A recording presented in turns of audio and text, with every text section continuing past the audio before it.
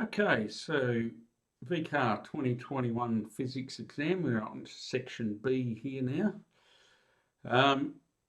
So the instructions, the one that is probably this one here is the only one I really want to point out. So questions where more than one mark is available, appropriate working must be shown.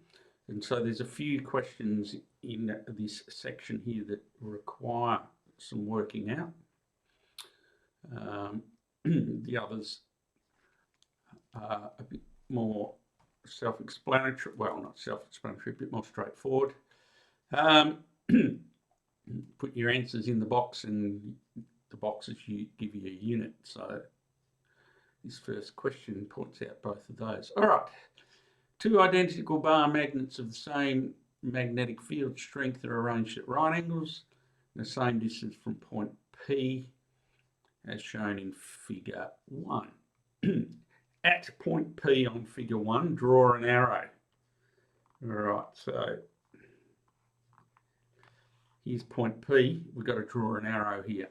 All right, the combined magnetic field of the two bar magnets. Okay, so due to this bar magnet, we've got coming out this way, comes out of the north. Due to this bar south there, it goes into south.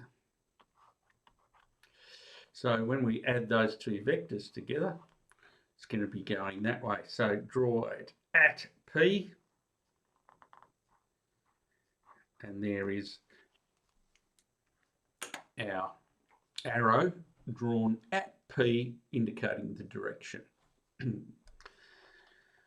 All right, then says calculate the magnitude of the combined magnetic field strength of the two bar magnets if each has a field strength of 10 millitesla at point T. Okay, so essentially we've got this vector diagram here. I'm going to redraw it down there. So we got coming out of that one of 10 millitesla plus that one into the south at 10 millitesla, and here is our final one. So it's just a matter of call it B. Using Pythagoras, B squared is 10 squared plus 10 squared. I'm not going to bother changing from millitesla because my final answer here is in millitesla, so I've already got these in the units that I need them in.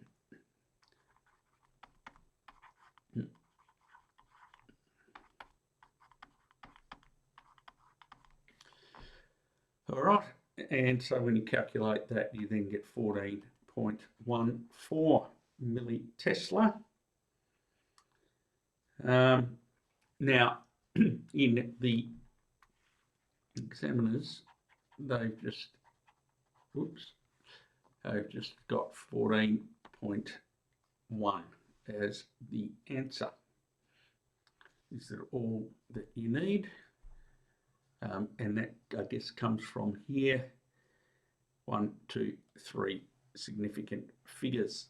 So we just want 3 significant figures in our answer. All right. So there's question 1. So here's the other things. There's a box, put your answer in the box. There's units, give your answer in those units. Right, next question. Question 2, schematic side view of a design of a loudspeaker. Current carrying coil interacts with permanent magnets to create a sound by moving the cone in and out. All right, yep. So we're looking in here. So this diagram here, we're looking in here. This is what we see. The direction of the current is clockwise. Draw 4 magnetic field lines showing the direction of the field using an arrow. All right, so this was an interesting question as to what they were wanting, because there's a little bit of grey area in this. because it doesn't say whether it's just due to the magnets. Now, if it's due to the magnets, 4 field lines that we can draw would be like so. All right, that also gave you full marks. Now, if there's a current carrying coil, the current carrying coil also creates a magnetic field, i.e. into the page here, out of the page out here. If people indicated that, then they still got their full marks, according to the examiner's report. But, as I said, it's a little bit kind of grey, because you have to have the magnet ones. All right, anyway, there we are, done. Part B of this question says, which one of the following gives the direction of the force acting on the current carrying coil shown in figure 3? So here's your right hand push rule. Thumb in the direction of I, fingers in the direction of B. Your palm gives the pushes in the direction of the force. And so if you do that on here, say anywhere, it doesn't matter where you go, your palm is always going to be pointing into the page. So into the page is the answer, and we want E because we're told to put it in the box before. All right. The current carrying coil has a radius of 5 centimetres. 20 turns of the wire carries clockwise current of 2 amps, field strength 200 millitesla. Calculate the magnitude of the force acting on the current carrying coil. Show your working. All right, now our current carrying coil is circular. Now I'll get to what that means in a minute, because the force acting is the number of turns, the current, L, which is the length of the wire, B. And that's where this current carrying coil, being circular, comes in, because the length of the wire, if we shoot back up, the length of the wire around there, the length of the wire is the circumference of the circle. All right, so our radius, 5 centimetres, which of course is 0.05 metres. So the length of the wire, 2 pi r, 2 times pi times 0.05 is 0.314. 3 decimal places. So let's have a look. The number of turns we're told was 20. The current is 2 amps. That's normal. The length of the wire is 0.314. And our magnetic field is 200 millitesla. So we need to change that to Tesla. So milli is 10 to the minus 3. We'll get our calculator out and we'll go 2.513. All right, now all of these numbers are all, apart from this one, but 1, 2, 3 of the 4 have got 2 figures, and so the 2 figures, that's 2.5 Newton. All right. So again, this is 2 marks here. So you need to, as I pointed out before, you need to show working to get your 2 marks. All right.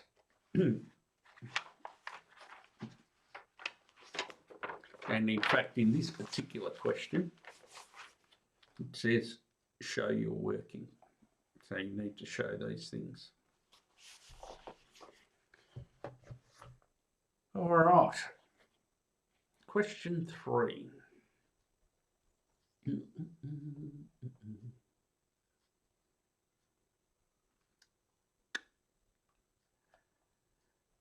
Okay, question 3. 3 marks here, so we've got to show some working. To calculate the mass of distant pulsars, physicists use Newton's law of universal gravitation and the equations of circular motion. The planet Phobatar orbits pulse of this at that radius and a period of that. Assuming Phobatar follows circular, calculate the mass of the pulsar, show your working. All right, there's a couple of different ways that you can do this question. Now, you can use Kepler's third law to help you, and you'll get the Kepler's third law is r cubed on t squared is a constant, and that constant has to do with g, the mass of the thing, and 4 pi squared. Now, but here it says that physicists use Newton's and equations of circular motion. So it says that we're using them. So Newton's universal law of gravitation is big G, big M, central mass of the other thing over r squared. Circular motion, centripetal force, is 4 pi squared r mass of the thing over its period squared. All right. Now, the force of gravity is holding this thing in the circle. So that means then that big G, big M, little m, r squared would be 4 pi squared r little m on t squared. All right, then we've got our little m's that are going to cancel. And so our mass of the thing that we're looking for would be 4 pi r cubed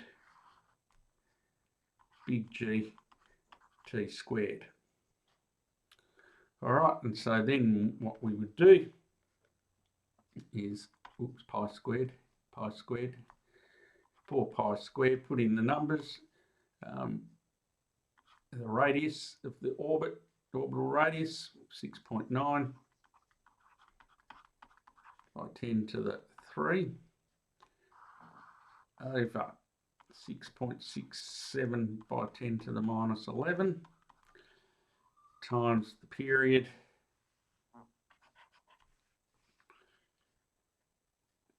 .47 by 10 to the 6, and that is being squared. And then you get your calculator out and you be very careful about how you do it. And finally, you'll get your answer, 2.64 by 10 to the 30.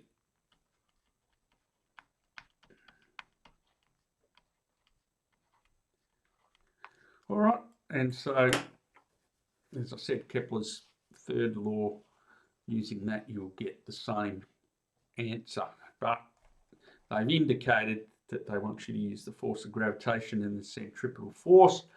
And remember, it's the gravitational force that keeps things orbiting planets. So the gravitation provides the centripetal force. Okay, so 3 marks, a fair bit of working there, you need to show that. All right, next question. We might make this one the last question for this particular video. Liesl was a student of yoga. So sits on the floor in the lotus pose as shown. The action force Fg on Liesl due to gravity on Liesl due to gravity is 500 down. Identify and explain the reaction force. All right, so this is Newton's third law.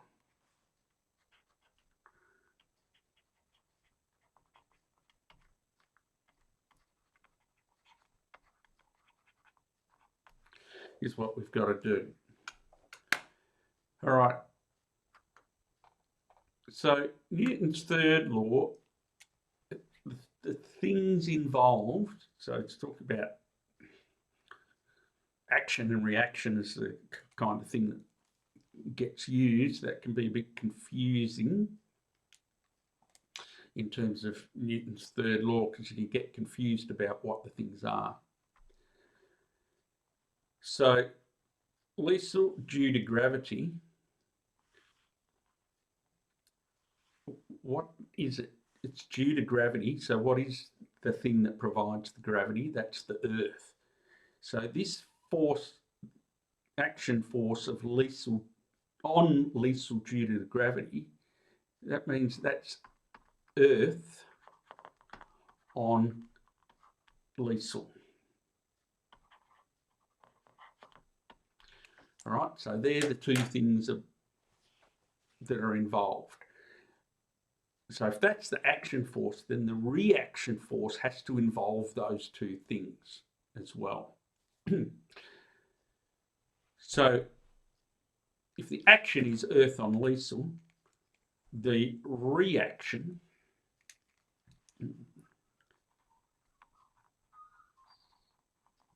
force is Liesel on Earth.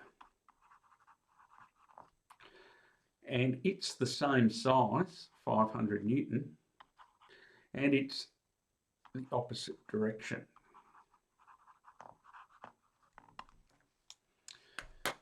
All right, so when it says identify and explain what the reaction force is to the action, so you need to say Newton's third law, and the reaction is Liesel on the Earth, 500 Newton upwards. All right, so